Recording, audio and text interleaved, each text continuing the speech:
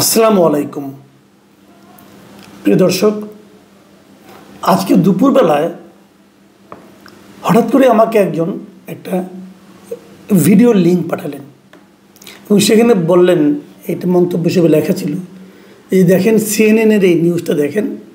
সিএনএনও বলছে যে ইউনূসের সঙ্গে সেনাপ্রধানের একটা দ্বন্দ্ব তৈরি হয়েছে। তো এই কথাটুকু শুনে আমার কাছে একটু অবাকই লাগলো। সিএনএন বলছে, সিএনএন তো একটা আন্তর্জাতিক খ্যাতিসম্পন্ন মিডিয়া, তারা যদি বলে তাহলে তো তারা সব খোঁজখবর নিয়েই বলার কথা। আমি তাৎক্ষণিকভাবে সেটা ওপেনও করলাম এবং যেভাবে কথাগুলি বলা হচ্ছিল, মানে সিএনএনের স্টাইলটা যেন এরকম না। আমি যতটুকু সিএনএন বিভিন্ন সময় দেখেছি, ঠিক এরকম স্টাইলে তারা কথা বলে না এবং এরকম স্টাইলে তারা নিউজও করে না। এটা আমাদের সাবকন্টিনেন্টের নিউজের মতো মনে হলো। তখন আমার আরেকজন ফ্রেন্ড এর মধ্যে দেখি আরেকটা মেসেজ পাঠিয়েছে আমাকে। সে বলতেছে যে ভাই, এই সিএনএনের পাশ দিয়ে যে লেখা যে সিএনএন নিউজ 18, এই জিনিসটা কি? তো আমি এবার দেখলাম যে সিএনএন লেখা ঠিক সিএনএনের মতো করেই লোগো দেওয়া, পাশে আবার লেখা নিউজ 18। তখন আমি বুঝতে পারলাম যে এটা আসলে যুক্তরাষ্ট্রের সেই সিএনএন না, ভারতের একটা টেলিভিশন। এবং এটা ওদের নেটওয়ার্ক 18 মিডিয়া নামে একটা কোম্পানি আছে তাদের। এটা বেসিক্যালি এর সঙ্গে রিলায়েন্সের একটা শেয়ার আছে, রিলায়েন্সের মালিকানার সঙ্গে জড়িত আছে এবং এটা ইন্ডিয়ার নয়দাতে এটা হেড অফিস। যাই হোক, এটাকে জানতাম, এটা আগে অন্য নাম ছিল, সিএনএন আইবিএন নামে তারা চলতো। সিএনএনের সঙ্গে তাদের কী সম্পর্ক আমি জানি না, বাট সেটা টোটালি ভারতীয় একটা প্রতিষ্ঠান। এটা ইংরেজিতে নিউজ করে এবং এদের অনলাইনও আছে।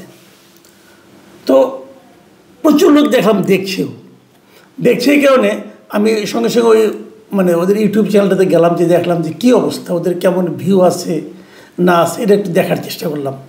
এবং সেখানে আমি দেখলাম যে তারা মোটামুটি সিএনএন নিউজ 18-এর প্রায় 9.68 মিলিয়ন এদের সাবস্ক্রাইবার আছে। তার মানে অনেক সাবস্ক্রাইবার, প্রায় 1 কোটির মতো লোক, 96 লাখের মতো লোক থেকে এটাকে সাবস্ক্রাইব করেছে, অনেক বড় চ্যানেল। কিন্তু ইন্টারেস্টিংলি এই নিউজটা সম্বন্ধে আমি যতটুকু আগের থেকে জানি, এদের গ্রহণযোগ্যতাটা অথবা এদের স্ট্যান্ডার্ড অত আপ টু দ্য মার্ক কিনা, এটা নিয়ে আমার একটু সন্দেহ আছে। আমি একটা সিম্পল একটা উদাহরণ দিয়ে বলি। আপনি ওদের ভিডিও সেকশনে যে দেখলাম যে আমাদের বাংলাদেশ নিয়ে তারা যে নিউজটা করেছে, সেটা হেডলাইন করেছে Mohammad Yunus and army chief Wakeruzzaman tassel over Bangladesh নিয়ে তারা দ্বন্দ্বে লিপ্ত হয়ে গেছে, এগুলো। আবার থাম্বনেইলে লেখা বাংলাদেশ পাওয়ার টাসেল ইন্টেন্সিফাইজ এটসেট্রা। মানে মূলত বলতে চাচ্ছে যে বাংলাদেশে ক্ষমতার দ্বন্দ্বে পড়ে লিপ্ত হয়েছে ইউনূস সাহেব এবং ওয়াকারুজ্জামান। এবং ইন্টারেস্টিংলি এই নিউজটা গত 6 ঘন্টা যখন আমি নিচ্ছি, এখন 6 ঘন্টা সেটা ভিউ হয়েছে 74,000। এবং আমি ওখান থেকে র্যান্ডমলি ওখান থেকে বেশ 8টা মানে ওই সঙ্গে ওই স্কোয়ার থেকে 8টা আমি ভিডিও দেখলাম। কোনোটার ভিউ 258, কোনোটার ভিউ 600, কোনোটার ভিউ 1000, বাট 74,000 ভিউ আর ওখানে একটাও নাই। তার মানে লোকজনকে এই নিউজটা এমন একটা নিউজ যেটা পাবলিক আগ্রহ নিয়ে দেখছে যে কী আছে ভেতরে, আমরা যেটাকে ক্লিক বেইট বলি আর কি। তারা মোটামুটি এটা সফলতার সঙ্গে করতে পেরেছে, কিন্তু তারা নয় করেছে তাদের ব্যবসার কারণে। আমাদের দেশে এটা নিয়ে কিন্তু ব্যাপক প্রতিক্রিয়া হচ্ছে। আসলে আমাদের প্রতিক্রিয়াটা কি, সেটা নিয়ে আলোচনার মূল বিষয়। তারা এই নিউজটাতে কী বলেছে, এটা হলো ইম্পর্টেন্ট কথা। দ্বিতীয় গুরুত্বপূর্ণ কথা হলো যে এটা নিয়ে তারা যে একটা অনলাইনে যে একটা মানে তারা একটা নিউজ করেছে, সেটাও আমি দেখার চেষ্টা করলাম। সেখানেও দেখলাম যে বেশ ডিটেইল তারা অনেক কিছু বলার চেষ্টা করেছে যে বাংলাদেশে কী হয়েছে। তো আমার মনে হয় এই নিউজগুলো একটু আপনাদেরকে সঙ্গে শেয়ার করার দরকার, এই কারণে এগুলো আসলে কতটুকু নিউজ আর কতটুকু এগুলো মানে অনুমান, এবং যে এই অনুমানগুলো কিন্তু আমাদের দেশে একটা অস্থিতিশীল পরিস্থিতিও তৈরি করতে পারে। কাজে আমি নিউজটা ডিটেলে একটু যাবো এই কারণে, তা নাহলে দেখা যাবে এইটাই হয়তো নানা জনের মধ্যে নানাভাবে আলোচনা হচ্ছে, এগুলি গুজব আকারে ধারণ করছে। এগুলো নিয়েই অনেকে হয়তো দেখবেন যে অনলাইনে নানা রকম সোশ্যাল মিডিয়ায় নানা রকম কথাবার্তা বলতেছে, এবং এই সমস্ত কথাবার্তা রাষ্ট্র ক্ষমতায় যারা থাকেন, সরকারে যারা থাকেন, তাদের সঙ্গে সেনাবাহিনীর আর্ম ফোর্সের মধ্যে এই ধরনের মানে পারস্পরিক দ্বিধাদ্বন্দ্বের কথাবার্তাগুলো আসলে ভালো দেখায় না। এটা আমাদের জাতীয় স্থিতিশীলতার জন্য খারাপ। কাজে আমি নিউজটা সম্পর্কে ডিটেলে যাব। যে অনলাইনে যে নিউজটা আছে সেটাতে শিরোনাম করেছে Bangladesh Yunus army chief at loggerheads is emergency looming. মানে তারা বলতে যাচ্ছে যে এদের মধ্যে যে দ্বন্দ্ব হচ্ছে এর মাধ্যমে কি এখন জরুরি অবস্থা আসতেছে, এই ধরনের কথা। এবং সেখানে আমি কয়েকটা পয়েন্ট আপনাদের একটু পুরোপুরি শোনাই, যে অথবা মুখে বলি, ব্যাখ্যা করে বলি যে তারা কী বলতে যাচ্ছে। তারা প্রথমেই বলেছেন যে আর্মি চিফ নাকি খুব জরুরি ভিত্তিতে নিজেদের মধ্যে একটা প্ল্যান অফ অ্যাকশন নির্ধারণ করার জন্য একটা মিটিং ডেকেছেন, এবং তিনি নাকি ডক্টর ইউনুসকে চাপ দিতে চাচ্ছেন যে যত তাড়াতাড়ি সম্ভব নির্বাচন দেওয়া হোক। এই যে কথাটা বলেছে এই মানে যে লেখক সাংবাদিক, তার সোর্সটা কি উনি লিখেছেন যে সেইড আর্মি সোর্সেস, মানে সেনাবাহিনীর সূত্রগুলো তাকে জানিয়েছে। এই সূত্র কে এটা কিন্তু কেউ জানে না, ওনারাও বলেননি। দেখুন, অনেক সময় সূত্র ছাড়াও কথা বলা যায়, বাট সেগুলোরও কি আপনি যখন একটা কিছু নিয়ে ব্যাখ্যা করেন অথবা একটা কিছু নিয়ে রাজনৈতিক বিশ্লেষণ করেন, তখন আপনি দুই তিনটা ঘটনার প্রেক্ষিতে একটা কিন্তু সিদ্ধান্ত অথবা অনুসিদ্ধান্ত অথবা একটা হাইপোথিসিস আপনি হয়তো কিছু একটা দিতে পারেন, একটা ধারণা দিতে পারেন।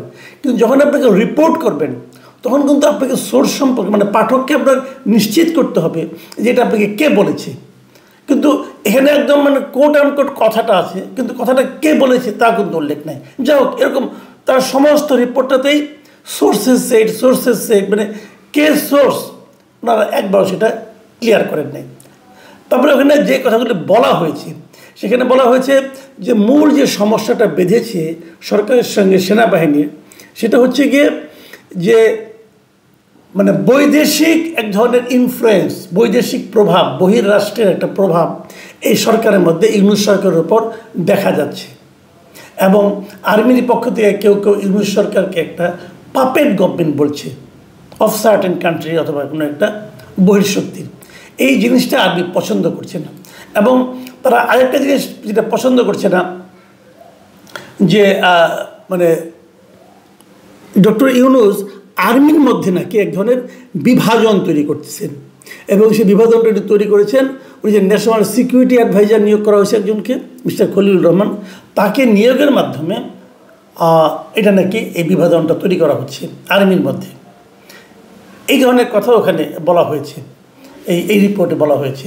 এবং এখানে এই বিভাজনের দিক দিয়ে কোন দিক দিয়ে এর মধ্যে খলিলুর রহমান আর্মি চিফ বাদ দিয়ে আরেকজন উচ্চপদস্থ লেফটেন্যান্ট জেনারেলের সঙ্গে উনি মিটিং করেছেন, সেটাও বলা হয়েছে আর্মি চিফকে বাদ দিয়ে। এবং সেই লোকটার সঙ্গে আবার মানে পাকিস্তানের ISIর যে চিফ এসেছিলেন তিনিও ওই লোকের সঙ্গে বসেছেন, মিটিং করেছেন, রুদ্ধদ্বার বৈঠক করেছেন।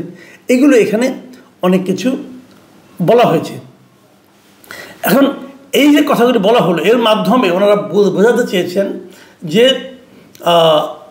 আর্মির মধ্যে এখন মানে অনেকটা প্রো ইসলামিক, ISI বনাম প্রো আওয়ামী লীগ অথবা বাংলাদেশের স্বাধীনতার সপক্ষে এই ধরনের দুটো গ্রুপিং হয়ে গেছে বলে ওনারা বলছেন।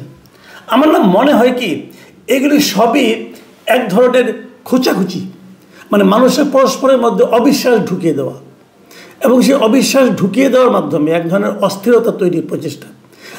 আপনাদের নিশ্চয়ই আমি না বললেও অনেকের মাধ্যমে অনেক সোর্স থেকে এই নিউজগুলো আপনারা পাবেন।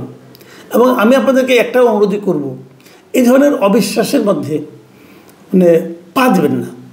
কারণ এই নিউজটা এই ধরনের কিছু হয়নি, হতে পারে না, আমি কিন্তু তা বলছি না, হতেই পারে, অনেক কিছুই হতে পারে। কিন্তু সেই জিনিসগুলো একটা বিদেশি পত্রিকা সব জেনে যাবে এবং বাংলাদেশের সোর্সগুলো বিদেশি পত্রিকাকে বলবে, কী ভরসায় বলবে, এটা আমার কাছে না ক্লিয়ার না। তবে এরা যেটা করে বেসিক্যালি এই সমস্ত ইয়েরা, সেটা হলো কি আমরা যখন একটা মানে মানে একটা অস্থিরতা তৈরি করি, আমরা যখন একটা অবিশ্বাসের মতো অথবা পরস্পরকে সন্দেহ করার মতো যখন একটা বাস্তবতা আমরা ক্রিয়েট করি, তৈরি করি, তখন কিন্তু সেখানে অনেকে ঢুকে পড়ার চেষ্টা করে। এটাই স্বাভাবিক। আপনি যদি মানে এক ধরনের সন্দেহ তৈরি করেন, এক ধরনের ঢাক গুড় বাস্তবতা তৈরি করেন, সেখানে কিন্তু অনেকে ঢুকে যায়। এবং এই রিপোর্টটাতে এমনও বলা হয়েছে যে আর্মি চিফ নাকি মানে বিভিন্ন রাজনৈতিক দলের শীর্ষ পর্যায়ের নেতৃবৃন্দের সঙ্গে বসেছেন এবং বসে নাকি কথা বলেছেন যে কিভাবে তাড়াতাড়ি নির্বাচনটা দেওয়া যায় এবং তাড়াতাড়ি নির্বাচনের জন্য কিভাবে সরকারের উপর চাপ প্রয়োগ করা যায়, এই ধরনের কথাও এই রিপোর্টে কিন্তু আছে। তো আমি যেটা বলে শেষ করতে চাই সেটা হলো এই ধরনের রিপোর্ট কিন্তু হতে থাকবে, আমাদের মধ্যে এক ধরনের অস্থিরতা তৈরি করার জন্য হতে থাকবে, অথবা এই সমস্ত রিপোর্টের যে কথাগুলো বলা হয়েছে সেগুলো হয়তো কিছুটা বাস্তবতা আছেও। এরকম বাস্তবতা সব সময় থাকে, সব দেশেই থাকে, কিন্তু সেগুলোকে নিয়ে এরকম সোর্সকে আড়ালে রেখে এবং কোনো একটা বক্তব্যে কিন্তু কোনো সোর্স আমি পেলাম না, এইভাবে রিপোর্ট করে ভিডিও করে সেই জিনিসটাকে মানুষের মধ্যে ছড়িয়ে দেওয়ার যে চেষ্টা, প্রবণতা, এটা আমার কাছে না সাংবাদিকতার দৃষ্টিতে খুব একটা ভালো মনে হয়নি।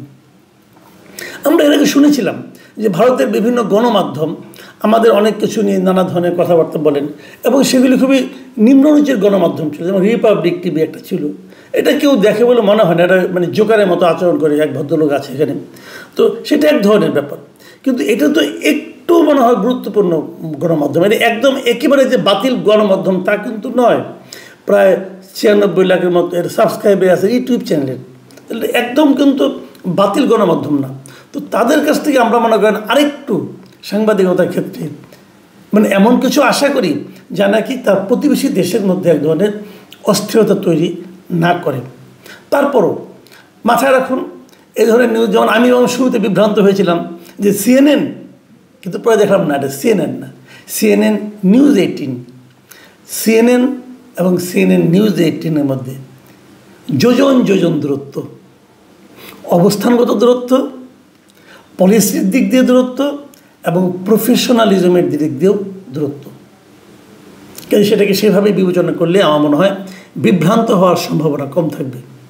প্রিয় দর্শক, এখন এ পর্যন্তই। আল্লাহ হাফেজ।